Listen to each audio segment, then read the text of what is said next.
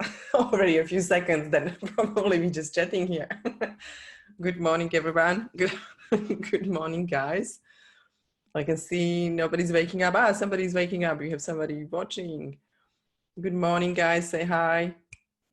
I think it's slowly Sunday. We will just dive in. We have 8 a.m. and today's topic is going to a little bit deeper into our awareness. As we know, we don't have a lot of homeworks during the weekend. That means we are trying to make it lighter for you guys to be able to digest and have really nice weekend, not just homework. And we will talk about listening with awareness today. A little bit. Good morning, Steve. We will have a little bit. We'll go a little bit deeper in some transformational tools, because we know the big transformation is happening. Hey, good morning, Mike. Good evening, Mike. Actually, sorry. Yeah, Mike's a half a day behind us, I think. So it's Saturday evening there. Yes. Yeah. He can still have a drink night. Yeah. We're having coffee and Mike's having a glass of wine. Beautiful. Yes. Our night is over. We just have hangover, yeah. But yeah, we are going to talk about, because we know the transformation is happening with questioning and with bigger questions that we are asking ourselves, but also with listening for deeper wisdom, deeper listening with no limitations. And we'll talk about that because we practiced last few weeks listening, because we are actually attending one big course with Dave. We are doing that together, and it's very interesting because it's going deeper into listening and thinking about how we listen to other people and what we do when we are listening. And I would say probably it's more, we talk about limiting beliefs, and I guess that limiting beliefs we are bringing into our listening as well. And that was great. I think that was the picture that what we do. It was kind of like, imagine that somebody's drawing the picture and is drawing the rainbow or sun, is drawing something in a picture, and you are like, oh yeah, I think that has to be forest, and you kind of like fill in the picture, and you think you're right. You think you know how the other person's world looks like. And I think there was a really great comparison how we used to do that when we talk. It's like, yeah, I know what you mean. Yeah, I know what is happening. Yeah, and we kind of like making that picture for other person before the other person actually can explain what is that for them. Yeah, look, Alex, I think this dovetails really nicely off what Mike went into yesterday. It's about paradigms and the patterns that we run. And until we've got some conscious awareness around what it is that we're doing, our default patterns just continue to run unabated, if you like. So one of the, I guess, to take up on the picture analogy, if I'm trying to describe something new to you from what's happening, if I'm standing in the kitchen, for argument's sake, looking out the kitchen window through to the backyard, and you're in another room of the house, let's say a bedroom, and it's got a side view and you can't quite see the backyard from that perspective, it doesn't matter how I describe the view that I'm talking about. You looking out the window are not going to see the same view. So what we've actually got to do is we've actually got to get into the same room together, and then we can have the conversation. But it runs deeper than that. It's not just the same room. We've actually got to be standing next to each other, looking out the window. It's the same window together, looking at exactly the same picture, so we can have that picture being painted. Now, when you're in a situation where you can't physically transition into that room and be standing there with them, then your listening skills become incredibly important, because you actually have to listen until such time as, what you were saying, the picture has been painted so clear that you've got essentially the same perspective as if you're standing in the room with the other person that you're having the conversation with. Yeah, thank you, Dave. Yeah, that was great. And I think, good morning, Mark. Are we coming? People are coming. That's great. Mike's just added, he's got a nice bottle of Pinot waiting for after supper. I like it, Mike. Well done. Thank you. Pour a glass for me too.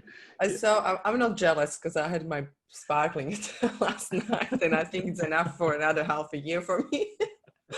And yeah, when we talk about listening, we should start to practice the listening, because through listening we can understand the meaning. We can understand people a little bit deeper. And if we can't listen, we are already putting our limiting beliefs or our filters into the conversation, and we can't really seek that that understanding, or what is really happening in other person's life, or even if you talk with partner, or if you talk with your kids, if you already say, or coming from the space, I will probably just go straight away to that, because I like the space when we are listening and we coming from the space like, I know that, I already hear that.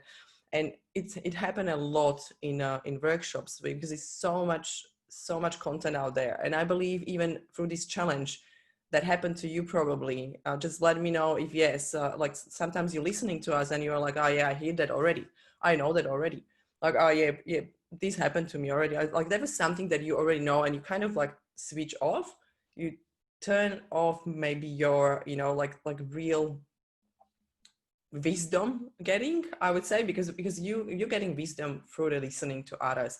And there's always some kind of gold, even in one word or sentence. But when we are coming from the space like, yeah, okay, I don't know why I'm spending time here, I already know that, I already hear that, I already learned that, a lot of people talk about that. And when you switch off, you can really get that small thing, small wisdom that you can get from the conversation. And that's why we trying to talk about the filters and limiting beliefs, limiting filters. They are actually most debilitating filters, I would say. They're blocking us to learn something new or hear something more. And yeah, Dave, please. Yeah, I think another way to look at that, Alex, is if you work for yourself, no doubt you've done it at times. But if let's say you've worked for other companies and you're in a meeting or a board meeting or just a presentation, and it's very, very easy to sit there and go, oh, here we go again, not this crap again. Or it could just be a case of once a meeting actually starts, you go, oh, okay, well, this is familiar. I've heard this before. All right, look, I'll just patiently sit through it till we can get to the bit that I'm interested in, for argument's sake. And one of the best ways that we can manage our state in that situation, and that's to tap into what you're talking about there, Alex, is that we need to go in with an intention that we can learn something, despite it might have been a topic that we've done 20, 30, 40, 50 times over.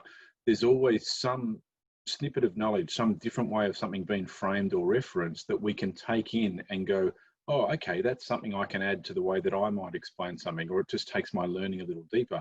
And one of the tricks to going into that state, if you like, is to, regardless of what it is, whether it's a work meeting, a one-on-one meeting with a colleague, whether it's a group session, whether you're going to a conference, whether it's an online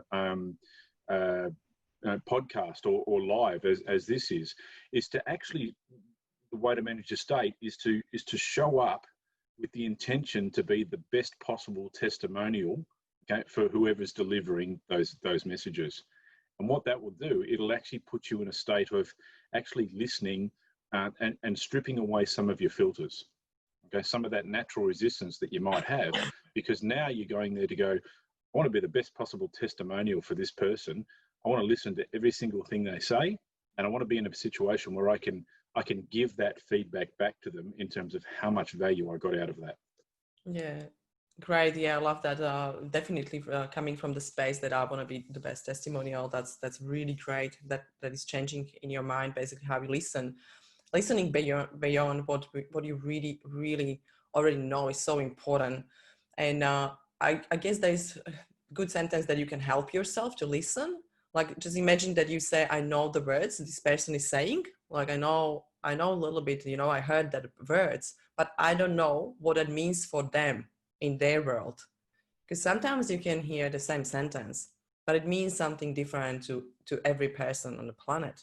And it's great to understand that even though you already heard that words, you don't have any idea what that words means for their world or in their world. And I would say probably ask person that you have conversation with more like, what do you really mean? And try to get a few times, what do you really mean? What do you mean by that? What is that meaning to you? And just really try to, I would say, dig deep, just to really ask a few times and get more and more explanation, get more and more words out, from that person, that you can probably go deeper into understanding. And I think that was great research made of what I heard. There was 1% in increasing in your listening is worth 1,000% improvement in your impact. And I guess we all want to have impact on other people. I believe definitely I want to have impact. That means I know when I'm listening more, I'm definitely having bigger impact in even coaching industry or any consultant industry. And I believe, Mark, if you talk, for example, if you talk with your clients about branding and who they are and how they express themselves, what they want, and you listening who they are as a person or personality, I guess that it also is helping to work out what kind of logo will suit them. And I think design and branding is really connected with that. That's probably something you can use, in your industry, just to really deep down the listening to your client. I don't know, just let me know, Mark, if you agree, if it's something that you actually using the active listening in your conversations with your clients.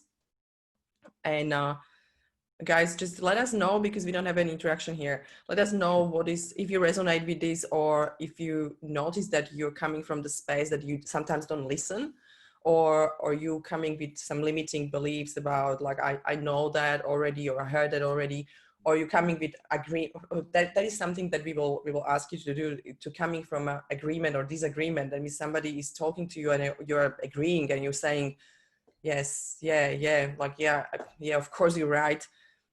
And just really notice how you're listening. What are your listening styles, I would say, or what kind of listening you're bringing to conversation with your family or with your clients. Yeah, Alex, you just reminded me of a situation. I was with a client, it'll be about 4 or 5 weeks ago now, and we're probably half hour, 40 minutes into working together, and the comment kept coming up, going, yeah, I know that. Yeah, I know that. I think in that 30 to 40 minutes, there would have been 15, 20 times where the person that I was working with kept saying, yeah, I know that. Yeah, I know that. And then what that was actually doing was, there's some reasons why that was happening. Firstly, there's a fear of being found out underneath all that. So it's, I don't necessarily want to admit my flaws or show that I'm fallible in some way, shape or form. So by saying, yeah, I know that, it's kind of this cover up. But as I said, it was like 15, 20 times. And then I actually had to stop this person in this conversation and actually say, can I just ask you, when you say you know that, what do you actually mean? She says, oh, well, what you're talking about then, I know that it's not new to me. I said, okay. So, well, you've used this phrase now, maybe nearly 24 times in this conversation. So I'm just curious, if you know it, why aren't you doing it? Okay. And then it was an opportunity to really just stop us both in our tracks and actually just get into that deeper state of listening. It's because every time you say you know that, you're actually not listening to what's going on. You're deflecting. It's like you're defending the stuff that we're going through. And by allowing yourself to be a little bit more vulnerable, and I've done this too. I've certainly had times in my life where people have been giving me feedback. Oh yeah, I know. And what it is, it's a deflection process to actually not take in the real message that's going on. So sometimes just got to sit there in that little vulnerable state and go, okay, this person's giving me some genuine feedback here. Let's just put ourselves in that space for a few moments and try it on. You don't have to take the feedback, but it's like a date. You can, you're a hat, put it on, try it, see how it feels, and you go, oh, okay, that's a new perspective that I didn't have before. Let's work on that a little bit more. So that's the idea of these processes, is to listen in that, to listen deeply. And as you say, this is in what we call the 3 frames of listening, but this is in the agreement phase where we're going, yes, I know. And it might just be that public conversation, you're having something and you just pretty much just agree with everything that they're saying. And there's reasons to do that. And there's definitely reasons not to do that as well in your conversation. So that's opening up that first phase, I guess, of the listening awareness into the agreement phase. Yeah, Mike just commented, active listening is very important. Knowing how to respond authentically is the best way to truly connect with a person. I absolutely agree, because when you're coming, for example, from that agreement, like you're already set up for conversation, like you said, Dave, like you actually agreeing with person. I feel, because we were trying, this was our exercise, we were actually trying to have conversations those ways, like to agree and disagree and really active listening. And it was so funny how when I was agreeing, like I really disconnected from the person. What Mike said is really like, you are not connected anymore. And I really didn't get that much what the person said, because I was like agreeing. That is, I was so disconnected from conversation. I didn't feel anything when we had conversation. And for me, that's really important, to feel something when I'm talking to people and be connected. That means that was very strange. And that was the second part was disagreeing. That means you can try to train this. It's not disagreeing like I did first time, that I was disagreeing out loud. It's disagreeing you disagree inside. That means internally you put yourself into that conversation, the way that you disagree inside. You're like, oh no, that's not true. No, I don't think that's right. And you're just kind of going from that, coming from that negative space. I felt a little bit irritated when I was in that, at that space, that I had to disagree with person, because it's really not natural. Because when we're listening actively, we creating still yes or no for us, or that's true or that's not true. We always agree or disagree, but I believe when you're listening actively, you will still have small things coming up, you know, like, yeah, that's right or that's not right. But we know we need to be aware of that. Like, I try to agree, you know, or I try to disagree. That means we kind of going away from that judgment, and we try to really don't bring our perspective into conversation, because when we are bringing our perspective, we're already judging, we're already listening with agreeing or disagreeing. That means it's already not active listening. Yeah, listening is vital, definitely, Mar. Yeah. Alex, so I'm sure this might be a situation that people can relate to. Have you ever been, do you know anyone? Have you ever had to work with someone where it doesn't matter what you say, they just seem to take the natural opposing position? Yeah? They'll find something within anything that you say and pick up on a point, twist it, turn it, just to have that opposing point of view or that argumentative state. It's like they got to be in their bonnet for life, and they're just going to have that shitty attitude and rub it off on everybody else that they could. And that kind of person, like Mark just made the comment, active listening is very important. Knowing how to respond authentically is the best way to truly connect with a person. Now, if I was that disagreement phrase, I'd go, really? Is it the best way? You sure there's no other ways it could go that? And so just that process. Now, that's a good technique if you've got to get curious and go, well, hang on, someone's just said that.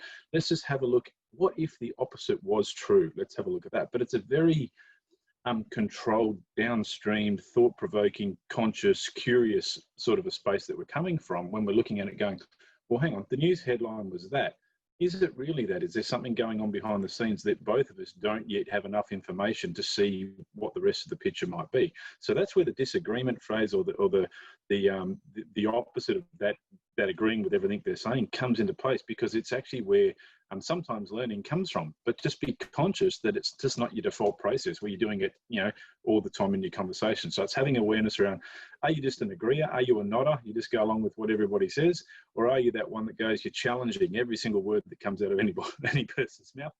You have the balance in both. Maybe you're an agreeer with certain people. I certainly noticed when I started doing this exercise, I think it's probably about 3 weeks ago now, Alex and I were working on this together, and I've got certain friends and family members and a couple of people that I interact with on a regular basis. And I noticed that I already had that negative disagreement phase in my head before a word had even come out of their mouth. And what I was doing is I wasn't showing up for the present, right?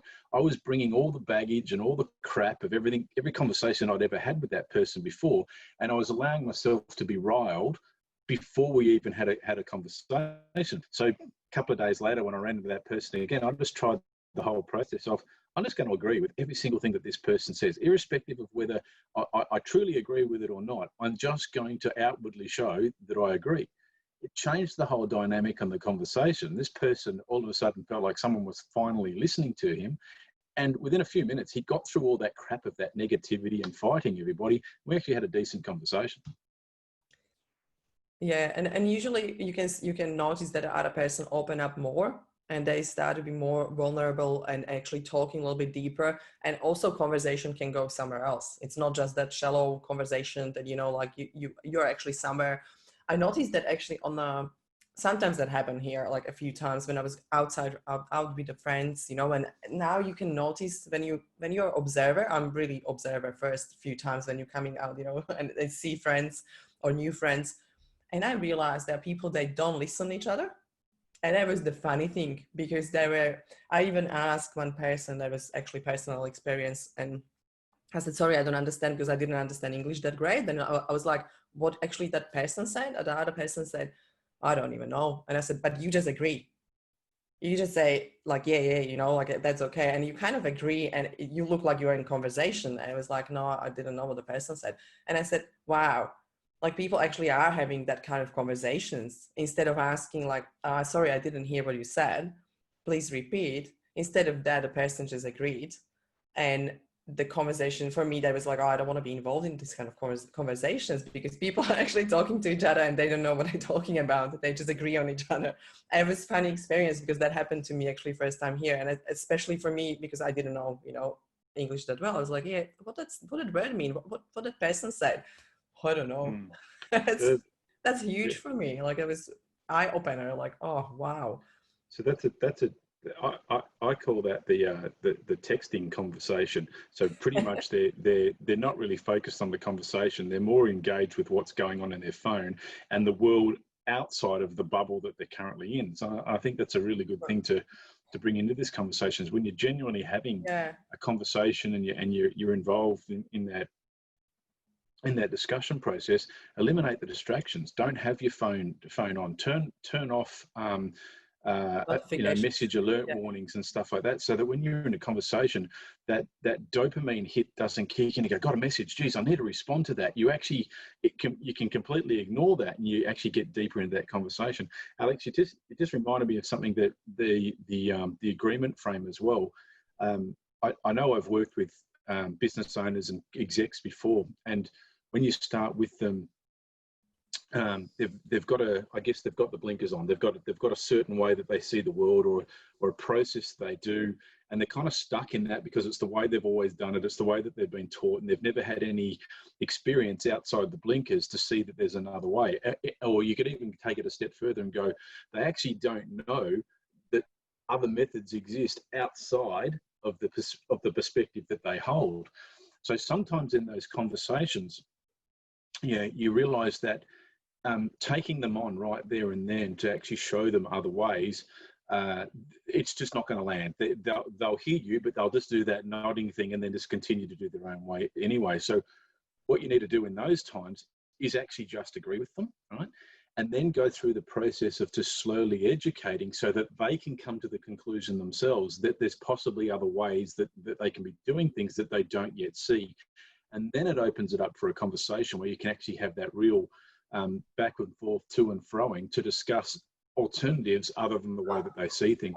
So the agreement frame can be a great way to move a conversation forward as well, so that you can get a little bit further down the road to actually have the educational and informative part of a discussion if you're in a training sort of environment. Yeah, that's so true. But just to wrap up, because guys, if you have any questions about listening, just let us know. But I will probably just wrap up just to remember that why we're doing that is because we can actually grow through the listening, sometimes even more than through questioning. And as I mentioned before, 1% in increasing your listening is worth 1,000% improvement in your impact. And I really want you to remember that, because it's very important. And to really have high quality conversation with person, it doesn't matter if it's partner or kids, you know, you really need to listen the other person and understand their perception and their meaning, what their world looks like. So we'll just do, before we wrap up, Alex, we'll just do a recap on the listening frames. And this is something to be aware of. And I'd challenge you all to have some real consciousness around this throughout the week. So the first listening frame is the agreement frame, where you're agreeing, going on with things, and to see if there's different people. And so the second one is the disagreement frame, where you're taking an opposing point of view, or you're going, don't believe a word that's coming out of your mouth. So have some consciousness around the thought processes of those two techniques. If you are biased in the way that you go about it with certain people, certain audiences, or if you chop and change, or if you're just heavily one or the other. And then the evolution of that is to move into that deeper active listening phase, right? So you can actually get into the real nitty gritty of what's being said. And I'll be surprised if it doesn't happen, but what you tend to do when you're getting into those deeper phases is you're actually hearing also the stuff that isn't being said. So it's the stuff that's falling through the cracks that they haven't actually verbalized, but it's the little bits that they're glossing over, where there's some usually some pretty good clues as to what might be going on in their life or other concerns they have.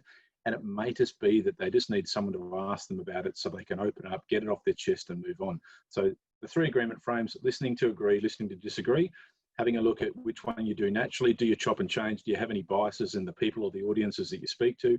And then the challenge is to move into that active, deeper listening phase and learn to listen to what's not being said as well.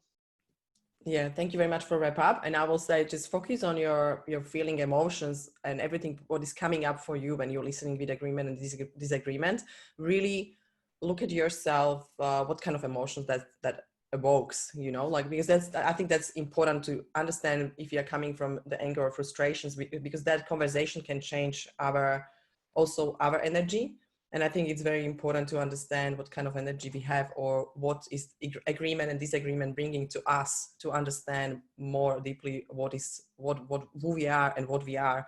And I like Mike's comment: often when we effectively listen, your questions are answered. I absolutely agree, because when you listen, you can learn so much. That's why I said it's so much wisdom in listening. And that will be probably all. And now Dave will add, something. Yeah. I think Mike's just touched on a really good thing, and it might be just the perfect thing to end with this today. It's the power of the pause. Too often when we're in conversation, someone says something and we're formulating our answer, our clever little response on exactly what we're going to say. We miss the next 10, 15, 20 seconds of what it is they actually said because we're processing our own answer. We've just got to stay deeper in that and listen to all the content of what's going on. And then at the end of that, when they finish speaking, don't feel you need to start your first word the moment their last word finishes. So that power of that pause is just literally just that 1, 2, 3, and you'll find sometimes that they start talking again and actually give you even more information. So the power of that pause is just a pause. When they've done that full dump of the cache that's going on in their head and in their memory and everything they want to say, they'll have emptied that out. There'll be nothing left, and that's your time to engage in that conversation. This is if you're trying to get a true, deeper understanding of where your clients, where your work colleagues, where your teammates are at, so that you can help them through to those next levels. Yeah, thank you very much. I always said digest the content first. That means it's basically just really digesting every word by word, and just let it sit, and don't put straight away your perception or your emotion into that conversation. Just wait. Yeah, that's great. Thank you very much for adding that. That's very interesting, and I believe that was helpful. Guys, please, if you have some time, exercise, just go deeper into listening, and start to bring some awareness about listening, and how are you actually listening at others, and what you are bringing into conversation. It's very helpful to be a better person, to have impact on people and on the world, and probably also help someone who is, even closer or not even closer to you. Thank you very much for today. I wish you a beautiful Sunday, and we will go deeper into marketing and sales next week, and we can't wait to give you more tools for your business, more strategies, and show you some marketing messages and content, and how you can create it for your sales pages and for your advertisement. And I believe that will be very helpful. And I will see you tomorrow. See you, everyone. Thank Have you, a great Dave. weekend. Cheers. Thanks, Mike. Thanks, Mark. See you. Bye.